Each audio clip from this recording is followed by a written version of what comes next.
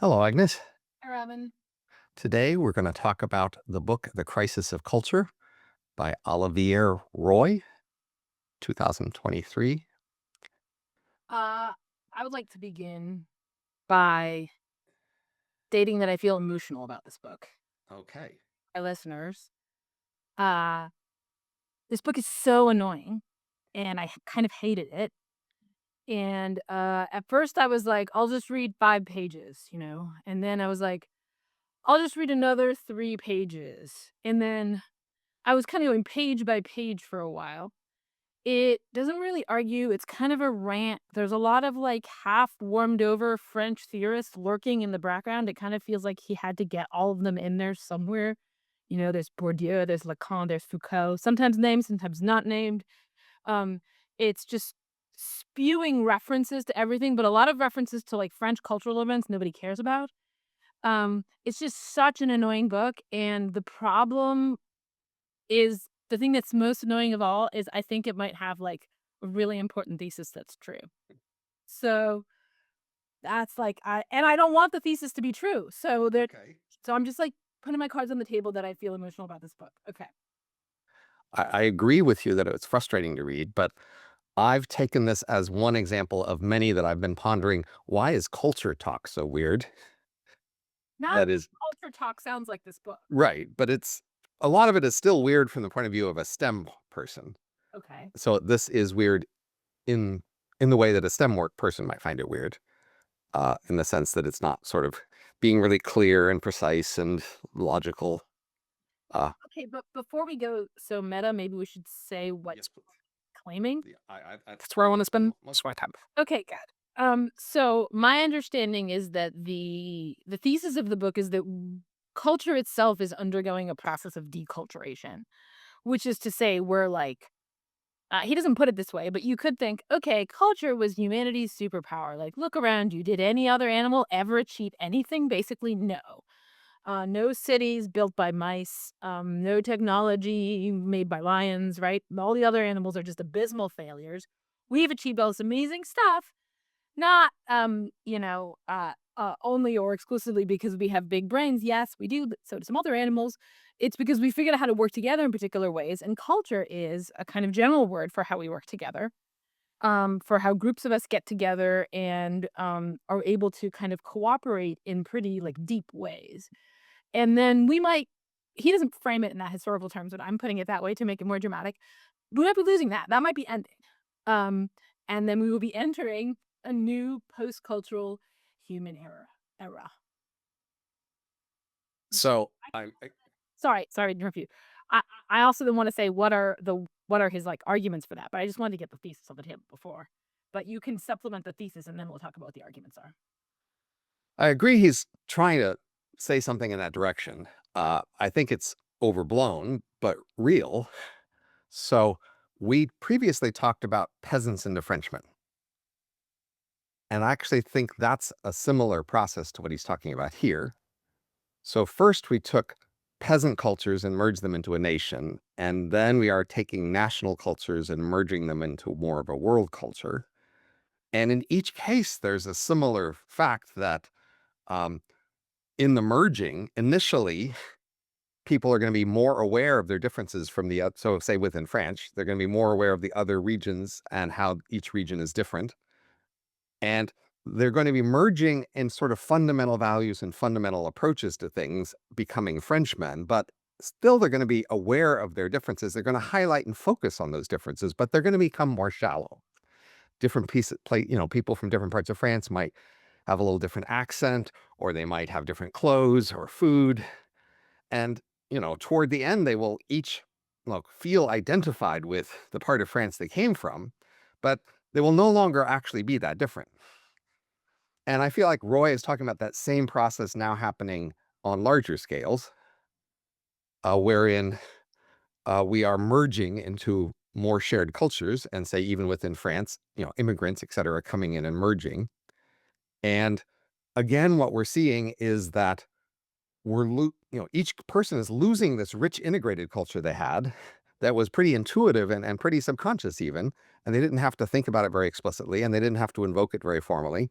It was just what everybody shared and did together.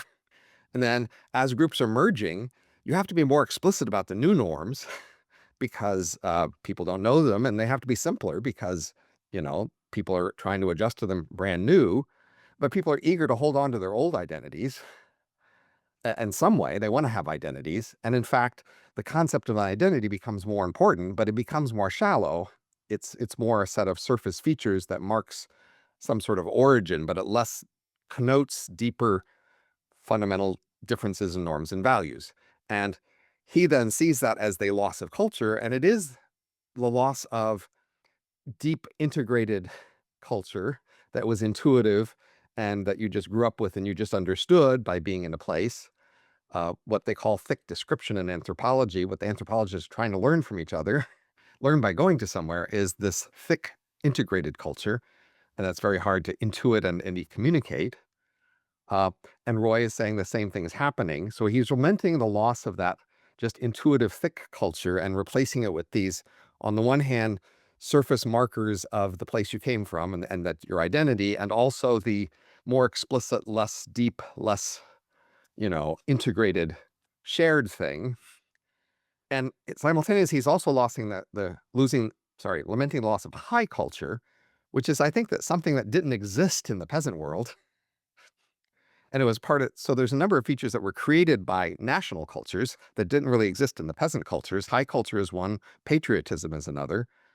And now we're losing those things as the new integrated world culture doesn't care as much for them and isn't so eager to push them. Anyway, that would be my summary of the parallel between Peasants and Frenchmen and the change Roy is saying. So I do think there's a process that's real, that's happening, that he's describing there. And if he's the best person who has pointed to that, then it's good that we can talk about it with him. I agree that he's not always the best spokesperson or person to read about something, but he, of course, it seems that he doesn't like this, although he's kind of We disagree in our reading. okay. That is, I think you can try to read between the lines and insert that attitude on his part, but I don't think he says it. Um, I think what he's doing in the book is describing something, and you can posit an attitude on his behalf if you want, and I think that's a fair guess about his attitude. That is, I would agree with you that that's probably what he thinks, but it's certainly not that the book is an attempt to push a lamenting mode, in my opinion. It's a descript I read it as descriptive. Um, I guess I think I'm gonna try to, first of all, I think, you're right. Your set of claims are maybe the, I don't know, unimpeachable set of claims that he could have argued for, but what he actually claims is the thing I said. That is, I think he thinks not only that I think he thinks culture is ending, not that it's being replaced by a thinner culture. He thinks that you thin it out to a certain point and it's not culture anymore. So you can maybe go from the peasant village culture to a more global culture, and you might even think that actually there's a kind of ideal size. And maybe he thinks it's the nation state or something, such that certain kinds of collapsings of local culture um, is moved towards more culture, because you can get high culture. But then at a certain point, if you keep going in that process, you get less culture. So it may be um the move towards sort of like increasing the size of the group, basically first increases culture and then decreases it. He doesn't say that because he doesn't talk about the first part, but I think what he thinks is that what this globalization process does is that it erases implicit shared understandings, and it replaces them with codes and rules and subgroups that are superficial in the ways you described. That is, subgroups that might have some, we're the Harry Potter fans or whatever, right? So they have some badge of distinction as being in the group. But importantly, unlike the thing where in, the south of France, they could still say, well, we're in this part of France, the subgroups are not geographic anymore. So the Harry Potter lovers might live in Japan or France or the United States, and they identify themselves with this subculture that is thin and that has no geographic manifestation. And I think he thinks of that as one of the last gasps of culture. It's like a very, it's moving towards the not being culture at all. And it is produced by having sort of cultural artifacts that are, he doesn't use this word, but they're sort of memeable in the sense that they are easily separated from their place of origins. And he highlights Japan as a country that is able to produce that. That is unusually able, perhaps because it has a very thick culture. It's known to have this. Is that the word for it? It's not very literal. It's the opposite of literal. That it produces for export these very separable cultural entities, like manga or emojis. I didn't actually know those were Japanese, but I guess so. Um, uh, and so we're producing these sort of almost not cultural artifacts. And this is from his point of view the decay of culture. It'll just get like more and more like that. And I want to flag the so codification, memification, and literalness. So he thinks like we're living in autistic times. We're living in times when autistic people are going to flourish because autistic people can't do culture, not real culture. Um, they are not able to grasp implicit shared understandings, and they want this literal code language, and so they're gonna, it's their time has come. I agree that he is pointing these trends and um and not thinking they're wonderful, clearly. Maybe somewhat lamenting them, but trying to be neutral. And I agree that he might be suggesting that this will just continue until this kind of implicit culture disappears, the thick implicit culture. But I would again point to the parallel of peasants and the Frenchmen and say, at the beginning, surely the idea of France was a very weak thing, Mhm. um, that couldn't have very much depth to it and had to have a lot of explicitness to it because initially there were just these peasant cultures and French didn't exist at all. And then um, as French became thicker and had more parts to it and people became more familiar to it, in contrast, each region would become thinner and they would less have a thick set of associations and more just have these surface appearances. And but eventually, when sort of the regions disappeared and there was just France, it was a thick thing. Right. So there's a thing he says over and over again. Again, I'm only trying to represent what he's saying. I'm not trying to say if it's right or wrong. So you're trying to give him the better view that's more reasonable. And I'm just saying I want to get clear on what he's actually saying. I think he's actually saying um, it's just going away. And I think one way to see that he doesn't think that there is anything that could get thickened is that he constantly uses this phrase that I find pretty opaque. Um, the internet refers only to itself. The DSM statistical manual refers only to itself. Emojis refer only to themselves. It's a confusing phrase, but I think, and I don't think I fully understand what he means by it, but it occurs throughout the book, and I think uh, I think it means something like this: that there's like a code that takes on a life of its own and just um doesn't have room for these thick meanings. So it's not like, on his view, the emoji can never refer to anything but that emoji. So like, angry emoji doesn't mean anger. It means angry emoji. And it doesn't have the ability to take on more meaning than that. And so unlike France, it can't become thickened. I think that's his view, whether it's right or It, wrong. it might be, but that just can't be right. That is, um, emojis can take on just as much associations as words, and used in combination, words can connote thick elements of culture.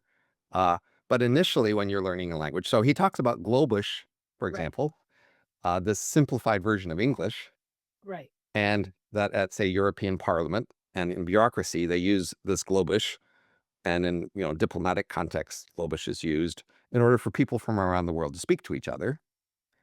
And Globish has fewer associations, fewer metaphors, fewer, idioms, etc., because it needs to be something that many people can use to communicate with each other. Right. But it seems like Globish could become just as complicated eventually in the future as English is. It just isn't initially. Uh, there's nothing in Globish per se that means it couldn't become a much thicker, richer language. So I think he thinks there is something in it per se, which is that people are um actively they're actively simplifying in some way. So that even if, say, you and I were both speaking Globish, but we each of us might have a command of words beyond the 1,500 words that constitute Globish, according to Roy. Um, but we are consciously trying only to use those 1,500 words because we don't know how many words the other person knows. Um, then that does seem like there's going to be a kind of stabilizing force.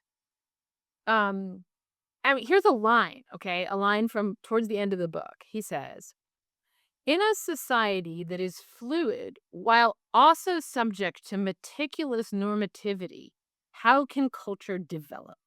Okay. So is a rhetorical question. I think the answer is supposed to be it can't. Um, but I admit it's just a question, right? But his thought is somehow that a thing we haven't mentioned that he brings in is towards the end is like norms, and that we live in this very bureaucratized, regulated world. And he talks a lot about sort of regulation of sexuality, um, and that um, this. I think he thinks that these sort of regulations are constantly proliferating in order to manage a sort of constantly changing world.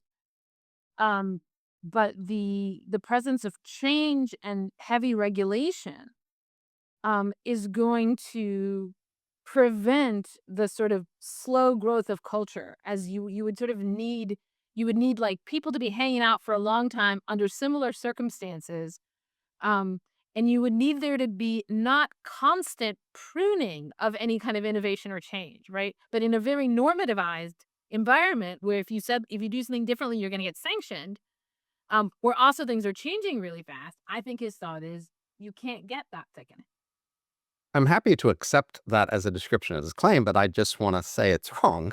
Okay, well, part of it is I do wanna just, like, get clear on what he's saying, and then I think there's something right about what he's saying, and then I'm not so clear about how far he's right.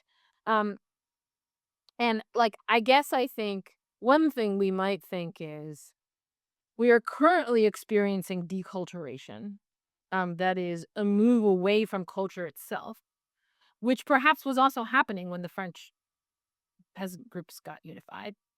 But that perhaps culture will be reborn or something. Will stabilize again in some new shape. Um, uh, so that's one possibility. And I think that I think he thinks that there are forces that push against it. That is, that if we assume that things are going to keep changing pretty fast, and that we're going to keep being very bureaucratic and regulatory, then that's going to inhibit the growth of culture. I would bet that from the point of view of peasants in early France, they saw the new concept of France as relatively explicit in terms of rules and descriptions that were not implicit. And they saw this as a transition from implicit things they understood intuitively and locally to a world of explicit things, because that's how, and in fact, school was the big mechanism by which France culture was taught, school being very notably explicit, of course. And with law became more important. Explicit law became more important rather than ordinary peasant culture's, norms and customs.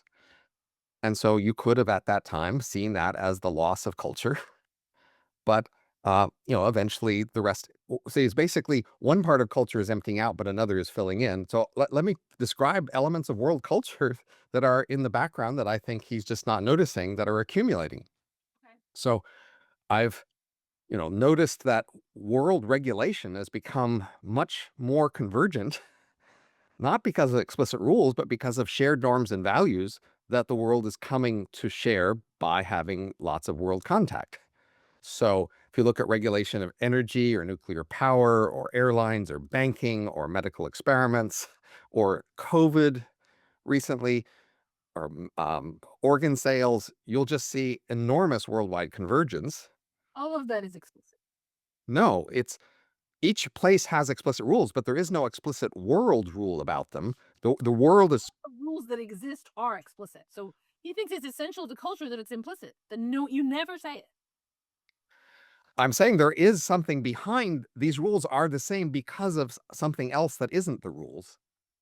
Mm. So say the value of democracy, the value of gender equality. I mean, many people talk about those explicitly, but it's not because of explicit rules that the world is, much less militaristic, much more, into peace and trade, and again, gender and even ethnic inequality and rule of law. All of those things have become part of world culture, but it's not because of imposed explicit rules that those things are shared. It's that because of increasing contact around the world is converging. And also, there is a lot of world literal culture in terms of songs and movies and things like that. Those are part of the mechanism by which the world is converging. And those aren't explicit rules. And so people around the world do know more, say, common songs, common stories, even common, styles of dress, food, um, architecture, cars. Many cities around the world look a lot more similar now than they did a century or two ago. It's because of this shared implicit culture, the culture of what your city looks like. So one of the things that he constantly says in this book is that there currently is no dominant culture. There are only subcultures. And that if you look at what used to be thought of as the dominant culture, let's say it's going to be like, you know, um, heterosexual, cisgender white men or something in the United States, that group feels aggrieved and it feels like, no, we're a special interest. We're not the dominant culture. Um, and that basically everyone feels they belong to some subculture, and that's their that subculture or the set of subcultures they belong to is their identity, and there is no dominant culture anymore. And maybe your thought here is no, there is a dominant culture, but it's kind of world culture. It's not. It's just not there at the level of the nation. Um, and um, uh, Right. So, that's why he doesn't. He, I mean, even this habit of complaining about your subgroup being mistreated is a new world culture. That is, we all expect the world to take those sort of complaints seriously. And that's why we're framing our complaints in those terms. And that's why we're comparing our complaint to other groups like that complaints. That's a shared world culture. There were many nations in the past that did not have a local culture like that, where most people thought of complaining about their region being mistreated and how their region deserved more respect. That, happened in some places, but not others. But now the whole world has that shared uh, view of how you should frame yourself. And so, like, one element of a shared culture is when there are subgroups, how exactly do you define a subgroup? What are the key features of it? What should be their attitude toward a subgroup? How do subgroups project themselves to the larger world? How do they present themselves? That's actually elements of a culture.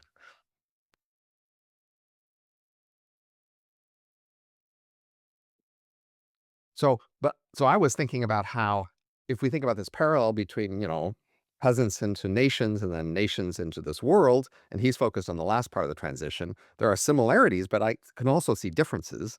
And then those can be places where, you know, Roy has more room to be talking about some new unique thing that didn't happen before because it isn't entirely parallel. So for example, you know, nations pushed high culture. That is, high culture didn't so much exist for peasants. And they just had their local culture, but they didn't focus on some high exemplars of it. But nations, in order to create national cultures, they made up a lot of traditions that didn't exist. So they actually just kind of made up a bunch of stuff. And they also made up or took things and made them these high icons of culture of their nations and had museums about them and had them taught in schools so as to emphasize and create a national culture and to make people proud of it. And now the world is less though people are merging into world culture, the world is less eager to announce and be proud of a world culture and declare that people should want their allegiance to be to this world culture as opposed to some alien world culture. We're less, framing our world culture in terms of its contrast with others. And so we are less pushing it and asking people to celebrate the world culture. We are less, teaching it more explicitly. And so we have less of a high culture of world culture. So that he's lamenting the loss of high culture because he says explicitly, which I think is true, high culture was typically high national culture. Different nations had different high cultures, and they were taught in school in order to help people celebrate their nation. Um, I mean, he does address this issue of world culture. He discusses it. And in when he's talking about UNESCO, right? So he's like, look, UNESCO has these like intangible cultural heritages, um, how uh compagnonnage, a network for on-the-job transmission of knowledge and identity in France, or building and use of expanded dugout boats in the Sumo region, camel racing, etc. Right, and he calls these folklore memes, like folklore memes. Um, he says they're designed to circulate in a global space and which are therefore homogenized, calibrated, and sanitized because they're stripped of anything connoting class conflict, gender, or identity. Um, and later on, he talks about like democracy, feminism, and the third thing that I can't remember as being these like supposedly global ideals that are not actually shared. So that I think he thinks of the global, the world culture as a kind of fake culture. Um, as uh, so thinned out and etiolated and self-referential that it can't count as a culture. And a way to think about that in terms of so when you made this point about thick description, so it may be worth to say what that is for our readers who haven't read Ryle or Clifford Geertz. So Geertz makes this point, which he's taking from Ryle, that if you were to describe somebody winking just in terms of the eye muscles of their eye, you could as well be talking about an eye twitch. That is, the wink and the twitch are the same from the point of view of describing the eye muscles. And in fact, if there were so there's one guy whose eye is twitching. There's a second guy who's winking. There's a third guy, let's say, who's making fun of the second guy, winking as a parody, right? It would still be the same eye muscles. If you imagine the third guy early in the morning rehearsing the parody wink that he's gonna do of the second guy, that's still the same eye muscles. But what culture is being able to draw these distinctions between have all these layers on the use of your eye muscles. Uh, uh, the more you move it down to just, well, what we can say is there's a certain movement of eye muscles. I think that's the thinning out. And then at that point, he'll say, we can still have things in common, but they'll be so thin that they won't be culture anymore. And if you think about this progression of the twitch to the wink to the imitation of the wink to the practice of the imitation of the wink, you can sort of see the kind of like layers of implicit understanding that need to be in place in order to understand what's going on. For instance, to understand the rehearsal, you have to understand what's a rehearsal for, and then to understand that, you have to understand, right? And the point is that as we shave away those things, we're shaving away culture, and what we're getting is people having stuff in common that isn't cultural. And I think, in fact, say with democracy, we are making it thicker. So if you think about a century ago, say the Soviet Union made a surface version of democracy where they just had everybody vote and everybody voted for the party and they said, see, we have democracy. Mm. And, in a thin war concept of democracy, that counted as democracy. But over time, as we've thickened our concept of democracy shared worldwide, that's become laughably not democracy and inadequately so. And so as over time, this shared thing, which starts out thin and has very little to it because that's how you have to start. Same with how you started France. Eventually, it becomes thicker, and the same way even for rule of law. initially rule of law, the world said, oh, there must be a court that makes a decision. So for everything we do, there'll be a court and it makes a decision. See, we've got rule of law. And over time, we said, no, there's other things you need in rule of law. And we've made thicker concepts of the rule of law. Now we will not just say it's rule of law if a judge makes a ruling. Maybe the evidence had to be presented. Maybe some contrary evidence had to be allowed. Maybe some stated rule had to be in the background that was applied. And over time, we are making the shared world culture thicker. I would say in medical ethics, we do this all where in the world. And you might think a shared concept of medical ethics would be allow a lot of variation as long as it sets some basic rule of a doctor approved or something. And maybe in the Nazi experiments, you'd say, oh, that was fine because the doctor approved. And now we say, no, no, no, we have a lot more thick concepts of what counts for appropriate medical experiments. And the world is accumulating thicker culture of these things. But do you think it's plausible? So let's let's imagine, okay, maybe we can rehabilitate culture at the global level, and we can thicken that at least somewhat. Um, I'm saying it is being thickened and it's been happening for a century. right. But do you think let's say so he uses the word culture in two ways in this book. One is the normal way to use culture, which is for applies to all of these forms of implicit meaning. And the other is high culture. So like great works of literature or art, which he associates with nationalism, or with nations anyway. Um, um, and do you think that it's plausible if we just take the claim about high culture that it's getting decultured or destroyed? Do you think that's plausible? Well, it's more plausible because a key element of the peasants and the Frenchmen thing was that not only did the various peasant communities merge into a shared concept of a Frenchman, then the Frenchman had a presentation to the world. And that was important. Each Frenchman was to be proud of being French and to see what France had different from the world and to assert that. And part of asserting that was to assert the high culture of France. To be proud of France was to be proud of the high culture of France. So that was a key function of the high culture was for each Frenchman to identify with France via being proud of the Frenchman's high culture. And that was important that that was different than other high culture. And now the world is less eager to present, to not only get you to merge and become a world citizen, but to be proud of being a world citizen in contrast to something else. And so we don't have the need for the world high culture as the thing you should be proud of to be proud of being a world citizen. Hmm. And I think that's why Peasants and the Frenchmen actually took less than a century, it seems like, in the book Peasants and the Frenchmen, really.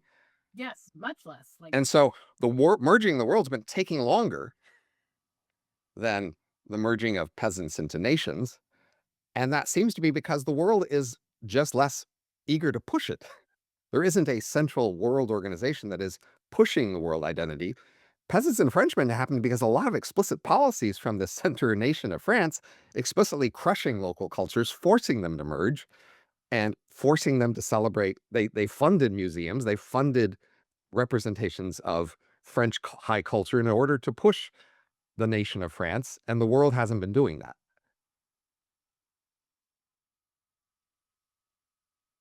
I mean, I guess we do have some. You have the UNESCO. Right, and but that's kind of pathetic, right? Yeah.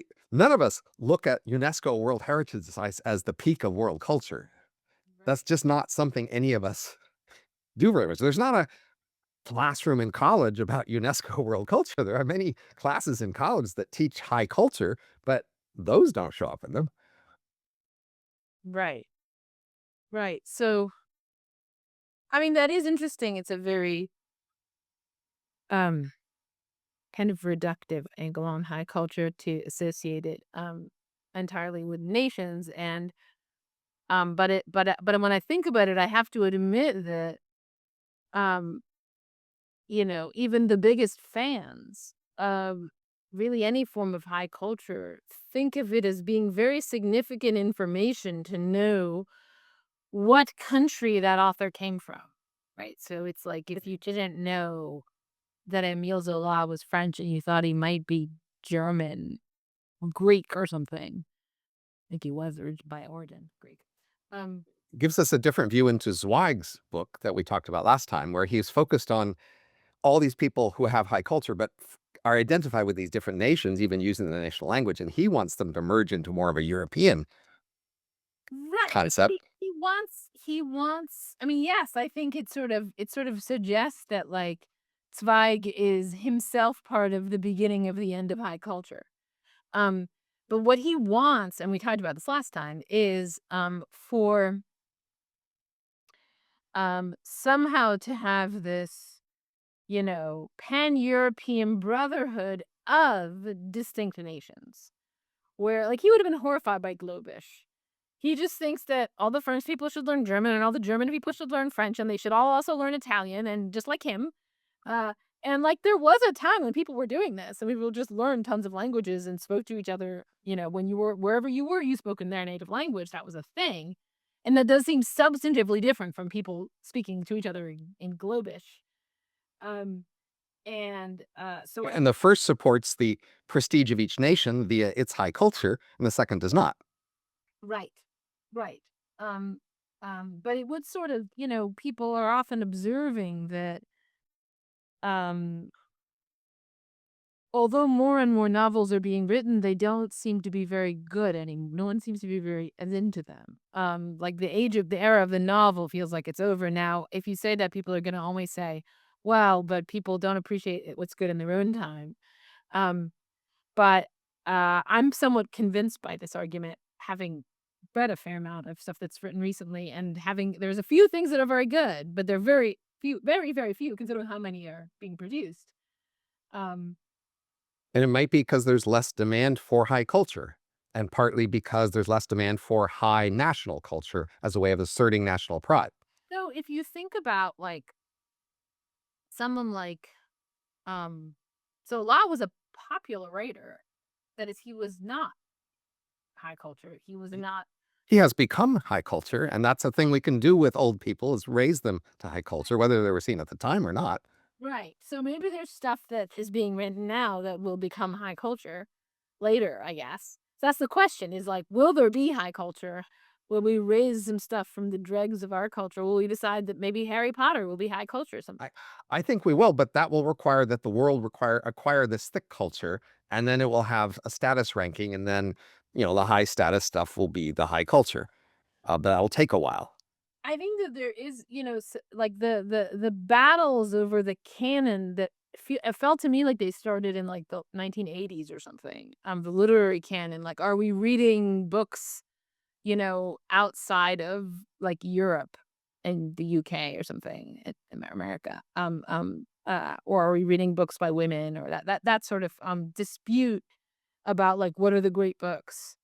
Um, Maybe that was sort of part of the beginning of the global culture where if the canon now has to represent the whole world, then it is a problem that we don't have any books on it from Africa or something because that's part of the world, and, Right. but in effect we want the canon to be global so that it can plausibly be a global canon, so that we can plausibly start to Al- have a global. Although I doubt the French canon or German canon needed equal representation for all the French or German cities. So they crushed the local peasant culture so thoroughly that nobody thought to complain that most of the French artists came from Paris or most of the Right.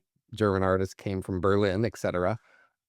That was acceptable to just see inequality there. Whereas at the moment, you see it's unacceptable because we're still indulged with these local identities that were eventually just crushed in the case of nations.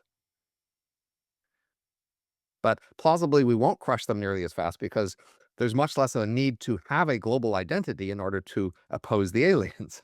So I think that's just a key difference here. The rise of the nation state was fast and strong and enforced because nations saw this need to have a national identity in opposition to other nations to support for war in part. And the world just does not see that need or have an actor willing and able to impose it. So we are converging, but without that extra strong energy for it. But on the other hand, I think you're right that there's, a bit less by way of enforcement, but there's a lot more by way of tools. That is, like, Yeah. internet. Right, so just world communication, travel, trade are just causing but that's what put presence into Frenchmen too, of course. He talks about the trade and travel within France being a strong Right, force that that could be made a necessary condition, sure, but there's just way, way more of that now.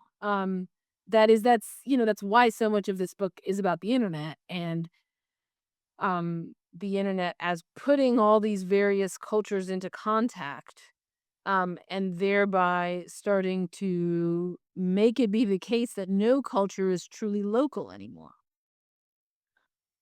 and as much as if one was to lament this trend, once you see a big part of the force of it as this increased ease of trade, travel, and talk, it seems pretty impossible to reverse. Like, this is just gonna happen. Uh, we could less celebrate it and think about it different ways, but come on, we are just not going to stop trading, traveling, and talking across the world, and those things aren't gonna get harder. And, this book was written before ChatGPT or before the author became aware of ChatGPT. Right. Um, and, And that's that's creating more convergence that is way more. It would have been a great example for him in particular, because I was discussing the thesis of this book with some people who, yeah, like last night, the night before last, as they were incredulous, because they were like, "But look at all these um, complex subcultures that we have with their own lingo and their own symbolism of what an emoji means in that culture." That in that subculture and, that outsiders can't understand, like, some of this, what was written on the bullets of the Charlie Kirk killer and all of that, like, how we can't understand it because 'cause we're outsiders to that culture, but, like, I took some of this stuff and put it in I'm like, "ChatGPT, explain, cultural right. origins are." It just explains it all to me, alright? So, that is if you're an outsider and you don't understand the symbolism, you just go to ChatGPT and ta ask it to explain the symbolism, and because ChatGPT is getting access to the internet periodically, that periodically Right. retrained on new data, um, it is, able to, in sentence, break into these supposedly walled gardens, and so, mm, that's, that's one more kind of force that makes it impossible for a truly local culture to um, grow. So think of novels or music or movies as a world where there is variety, but then there's also some behind the scenes commonality. So you were talking about how maybe novels getting boring or something. And so we might ask, well, in the past, novels could have variety in movies because they came from different actual nations, different cultures, and different attitudes, and that could give them a sharper distinctions. And now, as world culture converge, even say novel culture converges, we might say, well, there really aren't novels that represent the view against sexual equality or the view against democracy or the view for war. M- all pretty much all novel genres share those values now. Even a western or a romance or a science fiction story, they all share a lot of our culture's shared values, and so they don't actually feel that sharply different. I think it's a little deeper than that. So I think like all high class novels nowadays seem to be autofiction. So they seem to be just like autobiography, basically, like the writer writing about themselves. And the main characters always seem like they're people that the author endorses as good people. And that's just not true. You read older literature, you even read something by Philip Roth or something, it's very clear that the author could like hate the main character, that didn't stop him. In fact, that people I think novelists were particularly intrigued by Contemptible. I just finished reading this novel called Boredom, Italian novel from 1960 by some Moravia is that guy's last name. And I was just really struck, even though it clearly had a bit of the auto-fictional element to it, struck by the fact that the novelist was not trying to represent himself as the good guy at all, really. That was not a task that he took himself to be tasked with. This is partly why novels are boring. Like something like Sally Rooney, all the main characters are always like beautiful and thin and misunderstood and secretly talented. and poor, but like, eventually they're recognized for being it's such a cliche, but it's like they're all like that. Right. Um, they're Right. So not they're never, like, a bit despicable. so one of the most interesting points Roy makes, I thought, was that thick cultures didn't have to be as moralistic. That Mm. is, they could agree on many things, and then there could be moral questions of which they hadn't agreed on, and it wasn't as important that they agree on them. And that he says that with the loss of that and our shared culture becoming moralistic, there's just less tolerance for moral deviation. And I think that's what you're describing here. So what could you explain I didn't understand this, that is, I didn't understand the mechanism. Why were thick cultures able to be less moralistic? I don't know that he gave a mechanism, Okay. and I don't know that I have a mechanism. Although I just had the simple idea that so well, think of just the idea of tolerance, the idea of multiculturalism, just the liberal ideal, right? In the liberal ideal, people have written about it, said, well, we want to be able to disagree on a lot of different things, but we need to have a few core things that we agree on in order to enable liberalism. And those few core things tend to be values Mhm. and norms. They aren't, food and clothing and accents. They Yeah. are values and norms. And so the idea would then be that when you're starting out having a shared thing, the thing that you will most prioritize sharing is values and norms. And then you'll allow, maybe for a long time, differences in clothes and food and other things. And now, even today, we celebrate that we want to save those differences for longer because they're charming and say they make us feel like we each have an identity and that we have a place. But we don't want differences in our fundamental values. That threatens our sense of being able to work with each other and being able to share a society.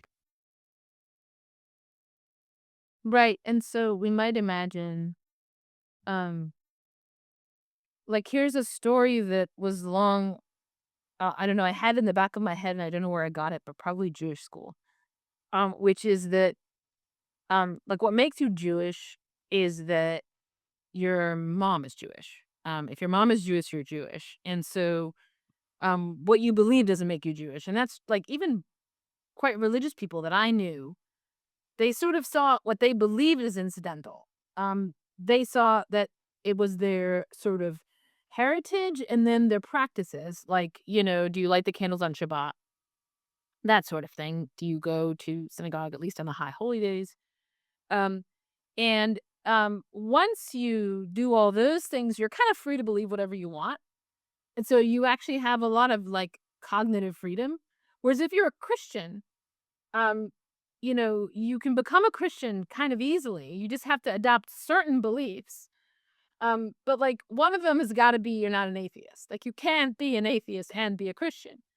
Um, and so Christians have less. They might have only a few things you have to believe, like a small set, but you really got to believe those things. You don't have freedom with respect to those things, and you might think of liberalism as similarly if you compare it to some, peasant culture in, France, where you ask, "Okay, what is it that all of you believe?" or something like that. They might be like, "Well, we" they might disagree about all sorts of stuff. They don't have a sense of like, here's a minimum little bit of stuff that we're all committed to.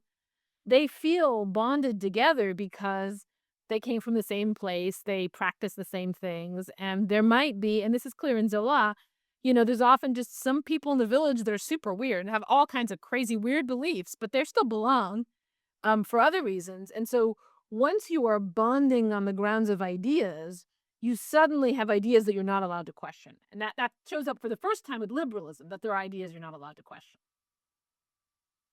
So I think this transition Roy is pointing to is revealed in people who migrate or travel a lot.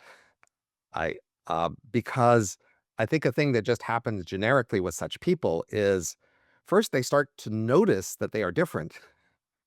So if you're in a peasant village, if somebody asks you, what do you all have in common? It's just like the sky is above us. I mean, that's like they don't know how they differ from other people because they don't interact much with people. They're just in their world. If they start to travel a lot, now they start to have a concept of how their group is different from outsiders. But the more they travel, the more they will assimilate into a larger cosmopolitan culture and world.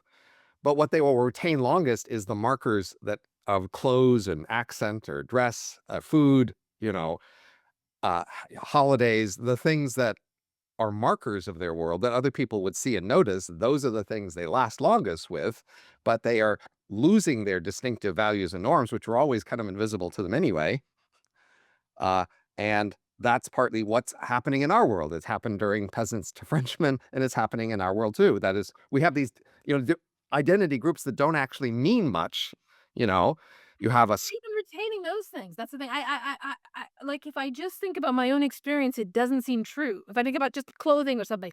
I was 2 nights ago, in Canada, and I was having dinner with, a group of people who all live in Canada, and the one guy's a lawyer, and the other person's academic, the other person's a kind of, like, event facilitator, people with different jobs, and I was like and I was telling them this thesis, and they were somewhat skeptical, and I was like, "Well, notice that, like, I showed up here in Canada, and, like, the 4 of us are pretty similar, and and you know what? I've met you. I've met you in Barcelona. I've met you in London. Like, this group of people, I feel like I've sat across from these people in many different countries, and they didn't dress differently. right? They didn't talk very differently. Um, Even the superficial differences were not really there. They were just really not very different. It's like there's a kind of global elite, and it's just pretty similar in all of these different countries. Right, but I believe they're a bit embarrassed by that, and I think if you emphasize the point, they will try to find some differences to highlight, but they aren't. Their heart isn't in it. So I've said the following for the last few years: when I meet global elites, they tell me the following two things, explicitly or implicitly. Right. So say somebody from Brazil or Nigeria, or wherever it is. Right. If the subject of their place where they come from comes up, they will say that the place they come from is different somehow from the rest of the world, and that the world should value its differences. Um, and they will defend the place they come from in terms of why the world should value it and it being different.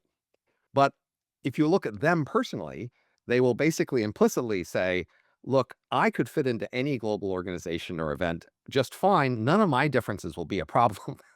Mm. They are themselves pretty interchangeable global elites. But I think it's important to each one of them that they officially identify with and celebrate the place they come from. And I think if we were to embarrass them too much, they might have some little bit of clothing or something that they would bring along to an event just to emphasize that they came from an origin. Mm. Even just a story at the table. Maybe at these stories, people tell a story of the place they came from, and that gives them at least some sense of belonging. Right. Yeah, okay. So I guess maybe there's some of that, but it's pretty weak. I agree that it's weak, but in the news, it shows up as whenever any group of people decides to assert their Palestinian or Israeli or whatever identity, we are eager to hear about it, or what are they doing, and how, and then debate whether we're supporting or not them. We are very eager, and that's a way to get attention. The way to get attention for whatever issues you have is to connect it to an identity and assert that your identity is being mistreated. That's one of the most, easy formulas for getting attention in a world, because we're hyper sensitive to the idea that we aren't celebrating and including of enough different identities. But in fact, most elites don't lean into them and kind of merge into a global culture.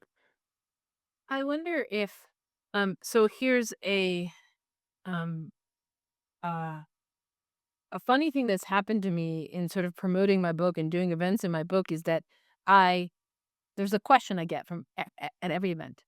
Um and the weird thing about this question is it articulates a point of view, but the person who articulates it always alienates themselves from the point of view. So it's always like, what if someone were to say, but never, even though I get that every time, never do I get the person who thinks that it's true. And the what if someone were to say is something like, what if someone were to say that it's not really that important to do philosophy or be an intellectual? And like, I'm fine with my life, my unreflective, unphilosophical life going day by day, and I have enough wisdom and I don't need to contemplate and I don't need to talk to people or be refuted or refute other people. None of this is important to me, and I'm fine just the way I am. What would you say to that person? And then I clarify, "Are you that like, do you think that? Is that how you feel about your life?" To my interlocutor, "No, no, they don't feel that way." And no one in the audience has ever said that they felt that way.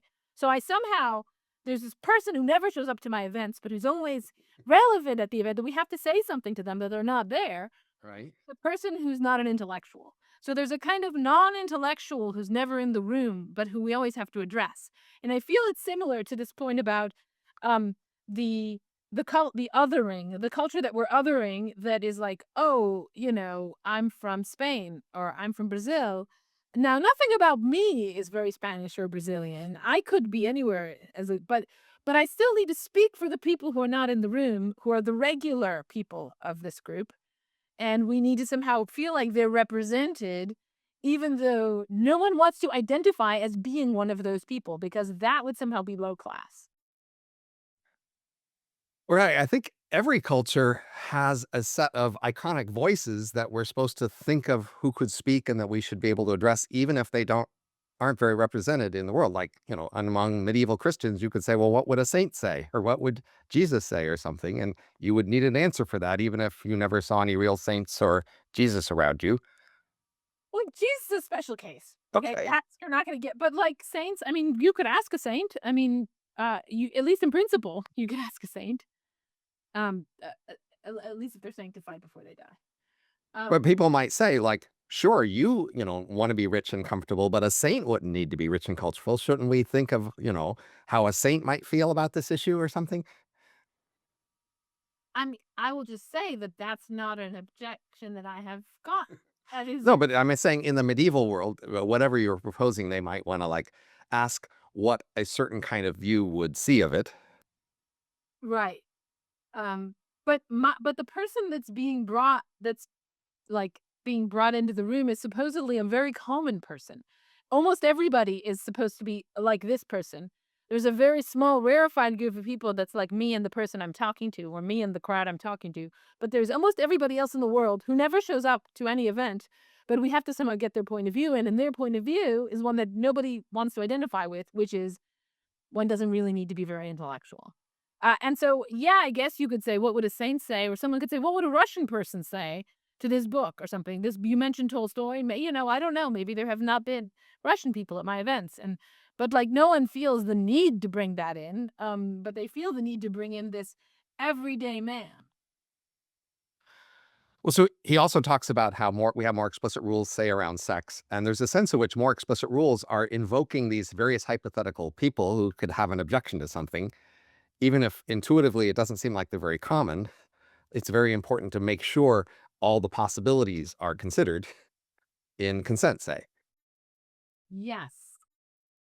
Right. So one of his uh I think he thinks of consent as one of the areas where you can really bring out the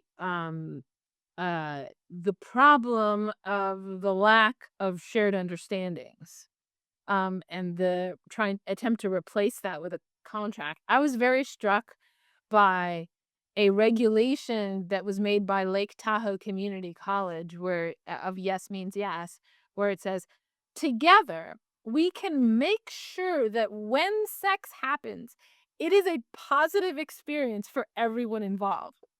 What an incredible sentence, right? Like, is sex always is anything that you always a positive experience? Is eating always a positive experience? Is going to Right. positive experience? But somehow we're going to be able to make sure that sex is always a positive Right. experience. And that positive experience is based on consent. Look, if you consented, you better have a positive experience. Well, yeah. So there's this thought. So I think that speaks to, he doesn't make this point, but that speaks to the part of what he thinks is happening is the elimination of the subjective or the space of subjective experience. The kind of the private is going away. Hannah Arendt said something like this. That um the social is replacing both the public and the private. Um where it's like the question, like, but how did you personally feel about it might not be that important. It's like the question is, were all the rules followed? And if all the rules were followed, it's a positive experience. Uh By definition, almost. right. And so uh uh here's a quote. Young people are taught not only what they must do, which is legitimate for a school, but crucially not only what they must not do, but crucially what they must do, as though instinct had suddenly disappeared. Or rather, as though two people no longer shared a culture, in other words, implicit and unspoken understandings. The code is there to manage nature when there is no longer a culture. So you can imagine if we took the attitude towards friendship that we take towards sex, where it's like, when you're trying to become friends with someone, first, get consent about the prospect of being their friend. Be explicit about it. Say, I'm thinking about having you as my friend. Do you consent to my initiating this process? And then we can have a set of Right. rules of like stages of friendship, and you agree to each one. And right. And that's what we would do if we felt like each of these two people were aliens from different planets who had no clue about how to become friends with each other. But Roy's point is that is how we're treating sex. That's interesting, I think. Right. So when multiple cultures start to come together, there's a sense in which each other culture is pretty foreign to you. And in some sense, there's a vast space of possible creatures they could be. And then these general rules are ways to handle all the possibilities of what could happen if you interact with them. But it's not very well tuned to the actual distribution of the other creatures you can interact with. It's trying to be very general and robust. And that's a high cost to pay in a sense when you actually know a lot more about who they are, what they are, because then you could take into account all the specifics. And so over time, I think as the world actually does converge, we will find these to be intolerably expensive generalities and, have a thicker culture where we do in fact allow us to react to more details of what we know. And I think in fact, among cultural elites, we do mostly know. And these general rules are more of a vestige of an earlier time when there just was more uncertainty because you just didn't know as much about the other people you're interacting with in a culture of, in a world of different cultures merging together.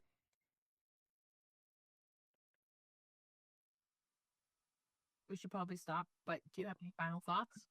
No, but I guess the book was frustrating to both of us, but it seems like we did find insight in the book, and we have to grudgingly admit that it was a book worth writing and reading.